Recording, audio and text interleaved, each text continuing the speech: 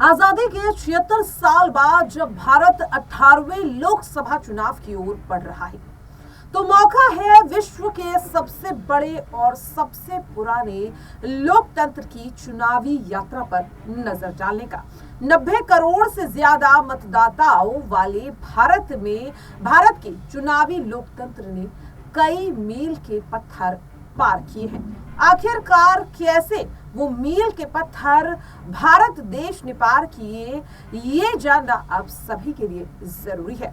जरा इन तथ्यों पर गौर कीजिए कि साल 2019 के पिछले लोकसभा चुनाव में महिला मतदाताओं ने पुरुषों को पीछे छोड़ दिया था और भारत ईवीएम के जरिए पेपरलेस चुनाव करवाने वाला दुनिया का एकमात्र देश बन गया। इस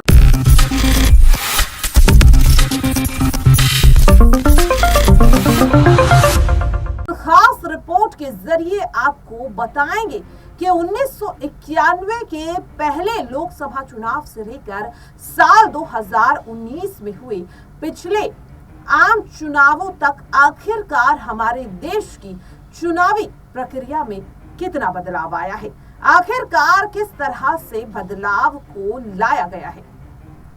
नमस्कार, नेक्स्ट 9 न्यूज देख रही हैं आप और मैं हूं आपके साथ प्रज्ञा सिंह। बहुत बहुत स्वागत है दर्शकों आप सभी का मेरे खास प्रोग्राम सत्ता से सवाल में। 26 नवंबर 1949 को संविधान को अपनाने के साथ स्वतंत्र भारत में तेजी से आगे की ओर बढ़ता हुआ विकास नजर आ रहा था। आजाद भारत में महज 4 महीने के बाद ही सुकुमार सेन को पहला मुख्य चुनाव आयुक्त नियुक्त किया गया। इसके साथ देश ने पहला राष्ट्रव्यापी चुनाव कराने के लिए महान प्रयोग आखिरकार शुरू किया। बता दें कि अप्रैल साल 2050 में लोक प्रतिनिधित्व अधिनियम अस्थायी संसद द्वारा पारित किया गया और पहला आम चुनाव 25 अक्टूबर 1951 और 21 फरवरी 1952 के बीच 68 चरणों में हुआ था। बता दें कि 489 सीटों के लिए 53 राजनीतिक दल 533 निर्दलीय मैदान में थे। 36 करोड़ 10 लाख 88 हजार 90 की आबादी में ये लोग लगभग 17 करोड़ 32 लाख 12 हजार 343 मतदाता ही रजिस्टर थे। पहले लोकसभा चुनाव में 45.8 मतदाताओं ने वोट डाले।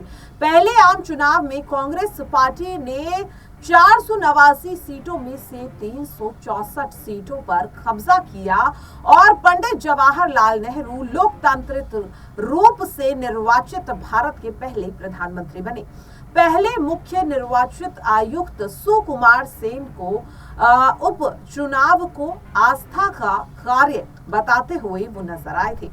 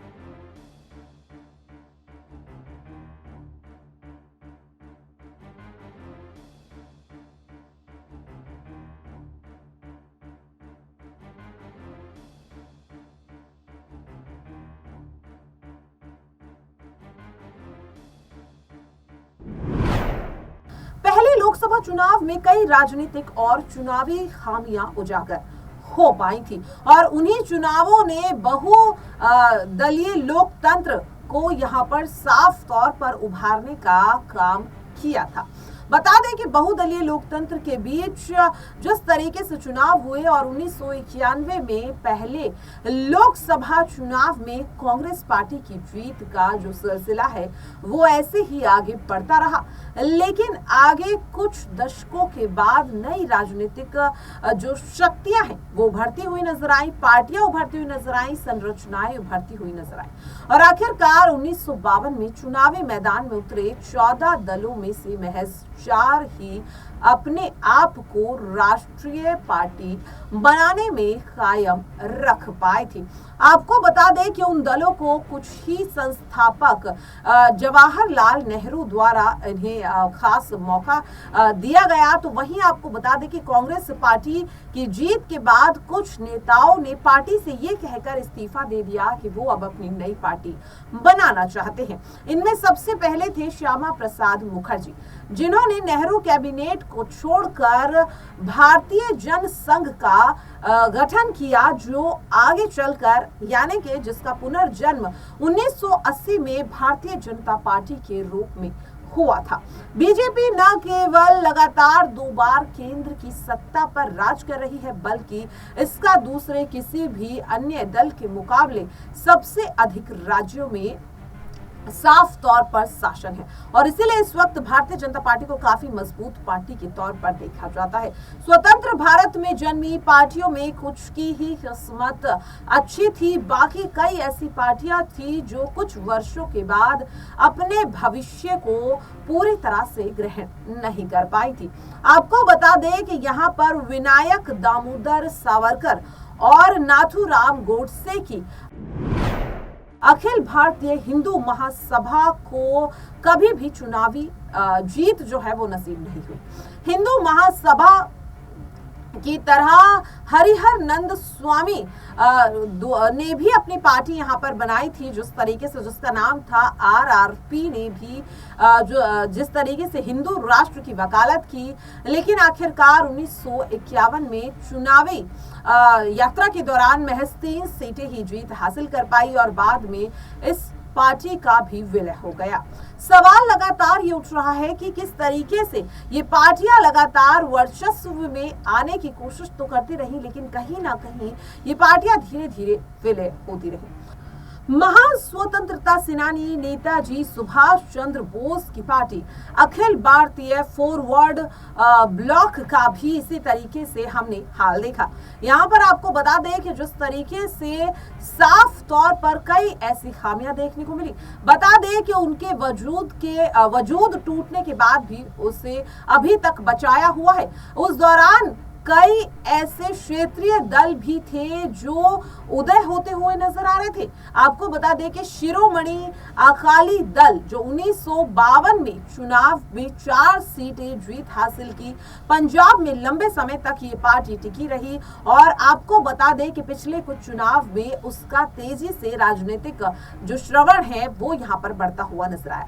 आज की तारीख में भारत में 6 राष्ट्रीय दल है, 54 यहाँ पर क्षेत्रीय दल है और लगभग 2500 से ज्यादा यहाँ पर गैर मान्यता प्राप्त दल भी है जो इस वक्त चुनावी मैदान में उतरे हुए हैं, जो अब मिलकर महागठबंधन भी बन चुके हैं। अब सत्तारूढ़ और विपक्ष दोनों कई दलों के साथ मिलकर गठबंधन कर रहे हैं, जिनकी जड़ें पहले आम यहाँ पर चुनावों में काफी ज्यादा मजबूत है। आपको बता दें कि हमारे पुरखों ने देश में जिस तरीके से संविधान को मजबूत किया और यहाँ पर आपको बता दें कि सबको समान मतदान अधिकार भी यहाँ पर दिलाने का फैसला लिया और ये हमारे देश की सबसे ज्यादा खास बात थी।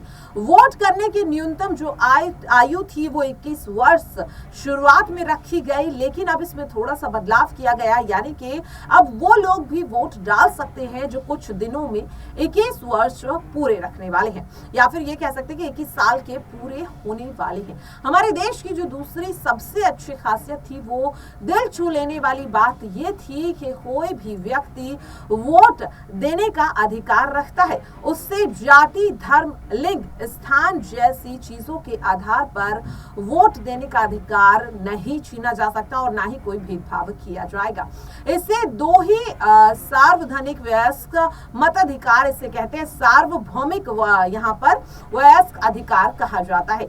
1980 में इस तरीके की चीजें जब चर्चा में आती हुई नजर आई। आपको बता दें कि 1980 के दशक में जब मताधिकार प्राप्त यहाँ पर जनता को हुआ, तो उसके बाद यहाँ पर 18 वर्ष की आयु यहाँ पर कर दी गई। 1980 में जब आपको बता दें कि जो मताधिकार कानून था, इसमें थोड़ा बदलाव किया गया और 21 वर्ष की जो आयु थी, इसको अब 18 वर्ष कर दिया गया।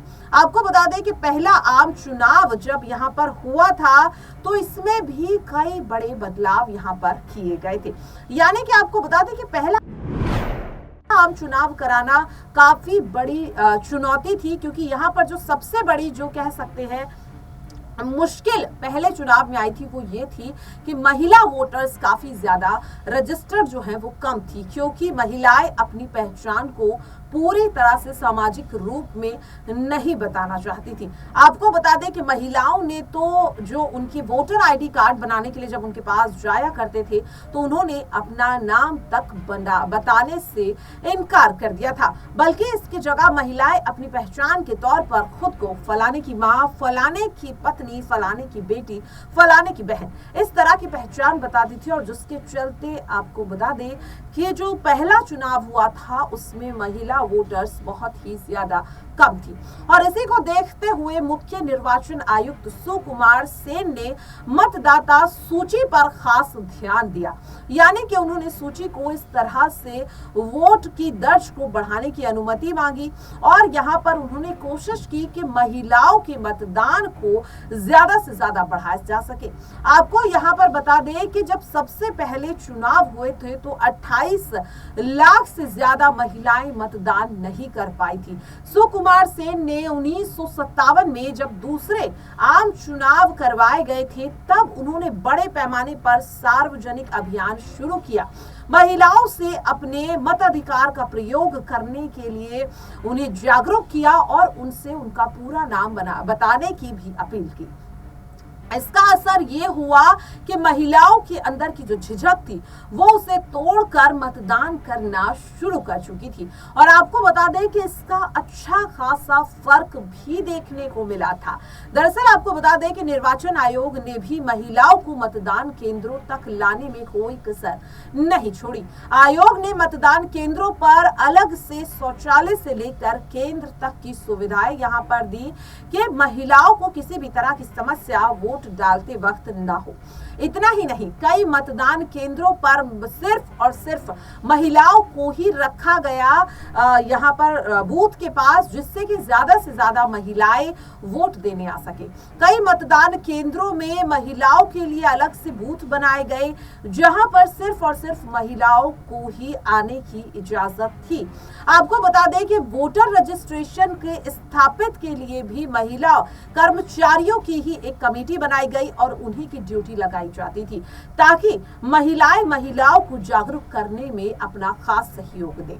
और इसका सबसे ज्यादा फायदा आपको बता दें कि हुआ था साल 2062 के चुनाव में। महिलाओं के मुकाबले 16% ज्यादा पुरुष यहां पर मतदान करते हुए नजर आए थे, जबकि पिछले बार जब चुनाव हुए थे तो 28% ज्यादा पुरुषों ने यहां पर मतदान किया था। लेकिन आपको बता दें कि ये जो प्रक्रिया है, इसमें इतनी तेजी से बदलाव आया कि साल 2004 के लोकसभा चुनाव में ये जो कह सकते हैं आंकड़ा था, ये घटकर 8.4% हो गया और साल 2014 में ये घटकर 1.8 हो गया। और जबकि साल 2019 के लोकसभा चुनाव में तो ये पूरी तरीके से आंकड़ा बदल गया। आपको बता दें कि इस चुनाव में महिलाओं ने पुरुषों से ज्यादा मतदान किया और पुरुषों को पछाड़ दिया। पिछले लोकसभा चुनाव में 68% महिलाओं ने वोटिंग की और यहां पर साफ तौर पर उन्होंने पुरुषों को पछाड़ने का काम किया। आपको बता दें कि चुनाव आयोग ने इस पर खुशी जाहिर की और साफ तौर पर कहा कि 1962 में मतदान करने वाले यहाँ पर पुरुषों और महिलाओं के बीच का जो आंकड़ा था, जो अंतर था, वो 16.71% था और साल 2019 के आते आते पुरुष मतदाताओं के मुकाबले 0.17% ज्यादा महिलाओं ने वोट डाले थे, जो अपने आप में एक बड़ी जीत थी। 1971 के चुनाव के बाद महिला मतदाताओं में 235.72% की वृद्धि हुई थी। आज की स्थिति में ये बहुत बड़ी बात मानी जाती है। यहाँ तक कि आपको बता दें कि अब तो न केवल वोटर्स के तौर पर, मतदाताओं के तौर पर, बल्कि संसद में भी महिलाओं को ज्यादा जगह दी जाती है। आपको बता दें कि आज स्थिति ऐसी है कि अब हर एक राजनीतिक दल में महिलाओं को एक बड़ा वोट बैंक माना जाता है और इसी कारण उनके यहाँ पर चुनावी घोषणाओं को लेकर भी यहाँ पर जो जितनी भी पार्टियां हैं वो अपने यहाँ पर चुनावी घोषणा में भी महिलाओं के लिए अलग से योजनाएं, विशेष ऐलान करती है, क्योंकि कहीं ना कहीं अब महिलाओं को एक बड़े वोट बैंक के तौर पर देखा जा रहा है। आपको बता दें कि संसद में भी अब महिलाओं की संख्या को बढ़ाया जा रहा है। पहले आम चुनाव में 24 से बढ़कर यहाँ यानी कि जो सबसे पहले चुनाव हुए थे तब यहाँ पर संसद में महिलाओं की संख्या महज 24 थी, लेकिन साल 2019 तक बढ़ते बढ़ते ये संख्या 78 हो गई। आपको बता दें कि इसके और भी ज्यादा यहाँ पर इसे और भी बढ़ाने की जरूरत ये यहाँ पर कही जा रही है, क्योंकि पहले चुनाव में कुल 44% ही यहाँ पर जो महिलाएं थी उन्हें जगह दी गई थी, लेकिन आपको बता दें कि अब ये बढ़कर लगभग 68% हो गई है।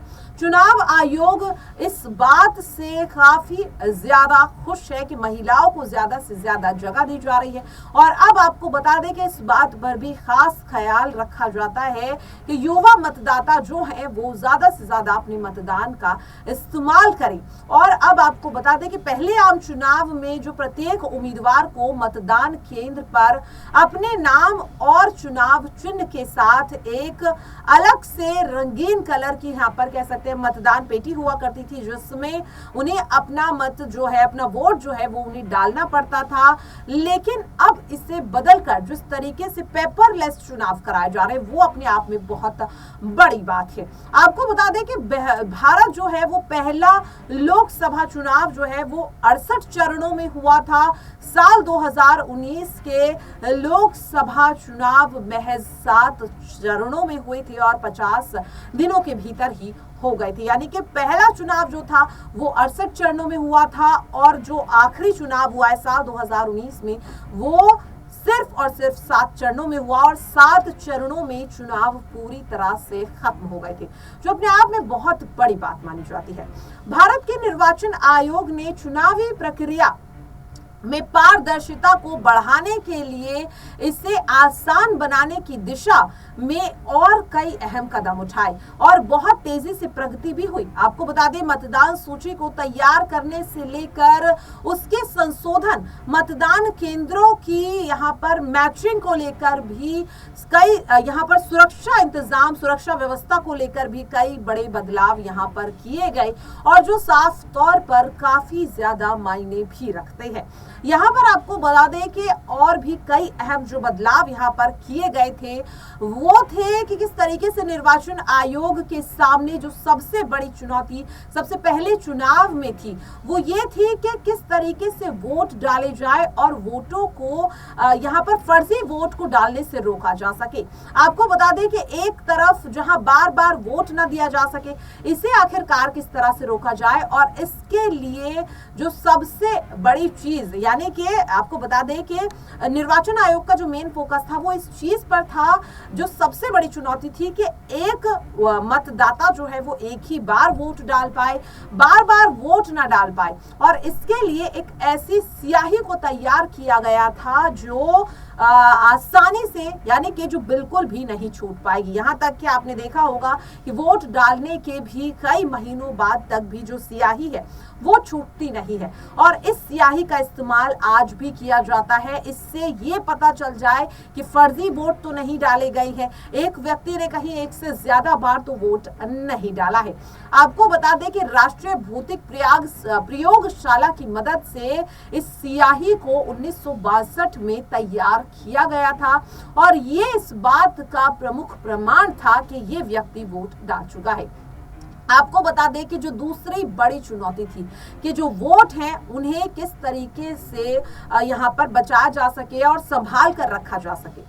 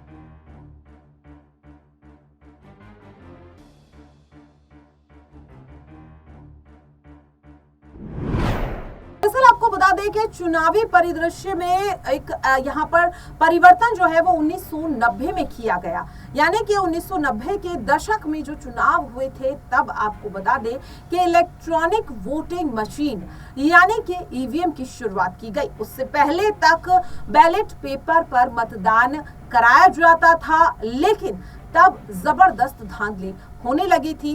जी हाँ, आपको बता दें कि मत पेटी जो हुआ करती थी यानी कि जो बैलेट बॉक्स हुआ करते थे उनकी लूट हो जाया करती थी और बूथ में भी कहीं ना कहीं जो यहाँ पर कह सकते हैं कि कहीं ना कहीं मतदान का गलत प्रयोग किया जाता था और इसीलिए ईवीएम की शुरुआत की गई। ईवीएम की शुरुआत से जो फायदा है वो यहाँ पर काफी ज्यादा हुआ और आपको बता दें कि यहाँ पर एक ऐसे भी मशीन को लाया गया था जिससे कि जो यहाँ पर ईवीएम को लाने का सबसे बड़ा फायदा ये भी था कि पेपर की बचत हो यानी कि कागज की बचत हो और सबसे बड़ी बात कि जो मतदान किया गया है उसका सही आंकड़ा पता चल सके। हालांकि समय समय पर ईवीएम मशीन पर भी सवाल उठाया गया था। आपको बता दें कि साल 2004 में ईवीएम ने पूरी तरह से पेपर जो बैलेट पेपर था उसे रिप्लेस कर दिया था, उसकी जगह ले ली थी और उसकी वजह से पूरी तरीके से आपको बता दें कि इसकी जो सबसे पहली शुरुआत है वो यहाँ पर हुई थी। यहाँ पर जिस तरीके से अगर बात करें तो कहीं ना कहीं देखिए साल 2004 में ईवीएम ने पूरी तरह से बैलेट पेपर को रिप्लेस कर दिया और उसी साल लोकसभा और राज्य विधानसभा चुनावों में पूरी तरह से ईवीएम से ही वोट डाले गए। ईवीएम के साथ साथ आपको बता दें कि वोटर वेरीफाइड पेपर यहाँ पर ऑडिट यानी कि वीवीपैट की भी सुविधा की गई। वीवीपैट से लेकर मतदान को यहाँ पर जिस तरीके से कराया जाता था, हालांकि आपको बता दें कि इससे ये पता चल जाएगा, ये जो वीवीपैट है इसका फायदा ये था कि वोटर्स को ये पता चल जाए कि उन्होंने जिस पार्टी को, जिस नेता को वोट दिया है, उनका वोट उसके पास पहुंचा भी है या नहीं। और सबसे बड़ी बात कि इस दौरान आपको बता दें कि ईवीएम हैकिंग जैसी अफवाहें जो हैं वो यहां पर रोकी जा सके, इसीलिए वीवीपैट का इस्तेमाल यहां पर किया गया था। और आपको बता दें कि पहली बार वीवीपैट मशीनें साल 2019 के नागालैंड के चुनावों में लगाई गई और फिर माफ कीजिएगा, यहाँ पर पहली बार जो वीवीपैट मशीन थी वो साल 2014 के नागालैंड के चुनावों में लगाई गई और फिर साल 2019 के विधानसभा चुनाव और लोकसभा चुनाव में हर बूथ पर ये मशीनें लगाई गई। 9 अप्रैल 2019 को सुप्रीम कोर्ट के एक आदेश के बाद चुनाव आयोग ने प्रत्येक विधानसभा क्षेत्र में यहाँ पर आपको बता दें ईवीएम की मशीनें लगाई और वीवीपैट को भी लगाया। हालांकि समय समय पर इसे बंद करने की मांग की गई। यहाँ पर कहा गया था कि जो ये चुनाव हैं वो ईवीएम पर ना कराए जाएं क्योंकि ईवीएम की धांधली के चलते बार बार बीजेपी की जीत हो रही है। लेकिन आपको बता दें कि जो सवाल यहाँ पर ईवीएम और वीवीपैट पर लगाए थे, वीवीपैट पर, उसे सुप्रीम कोर्ट ने पूरी तरह से खारिज कर दिया उस पिटीशन को। और अब आपको बता दें कि कोई प्रमाण नहीं मिला था क्योंकि यहाँ पर सुप्रीम कोर्ट में जो याचिका दाखिल की गई थी, सवाल उठाए गए थे ईवीएम पर और वीवीपैट पर, तो जो प्रमाण है वो इस बात को लेकर के नहीं मिला और जिसके चलते सुप्रीम कोर्ट ने इस याचिका को खारिज कर दिया था। और अब आपको बता दें कि अगले साल 2024 में फिर से लोकसभा चुनाव होने हैं और ईवीएम को लेकर के अब ये कहा जा रहा है कि ईवीएम का जो लेटेस्ट वर्जन है उससे वोटिंग होगी। अब जो बैलेट यहाँ पर अगर बात करें, पोर्टल बैलेट का यहाँ पर विकल्प दिया जाएगा वरिष्ठ नागरिकों के लिए, यानी कि चुनाव आयोग की तरफ से पारदर्शिता और सहजता सुनिश्चित करने की दिशा में इसे उपयोग में लाया जाएगा। और आपको बता दें कि साल 2013 में सुप्रीम कोर्ट ने ईवीएम में यहाँ पर धांधलीबाजी और इन तमाम मुद्दों को लेकर के जो पिटीशन दाखिल की गई थी उसे खारिज कर दिया था क्योंकि कोई प्रमाण नहीं मिला था। और इसीलिए अब साफ तौर पर यही कहा जा रहा है कि 2024 में पूरी तरह से मतदान जो है वो ईवीएम पर ही करवाया जाएगा।